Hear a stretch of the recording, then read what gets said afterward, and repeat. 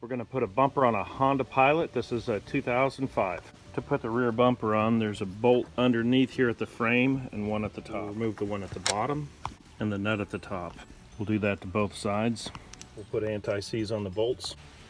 Hang the bumper on. It's on the post here.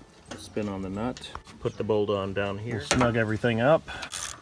The old bumper was pretty rusted up. We'll add on this foam bumper.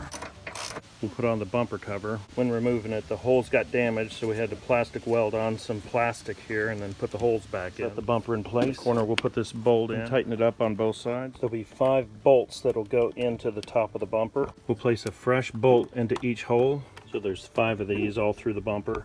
Underneath the bumper, we'll put the bolts in. Work them in from the bottom of the car and tighten everything up. Push the trim piece in. This will fill the gap. We'll push the bumper into its little clips on this side. Press it in and you'll feel it clip in. It'll snap in pretty tight. Then we'll have to put in some screws. We'll install the screws and put on the mud flap. We'll place this screw under the mud flap. Set the mud flap in place. Put one screw in at the top, one screw in the bottom. A 90-degree screwdriver is helpful. There's a screw that goes into the back of the wheel well. Then tighten it up. Screw goes up and through here, but there's so much rust that it's not going to catch. That's how you put the bumper on.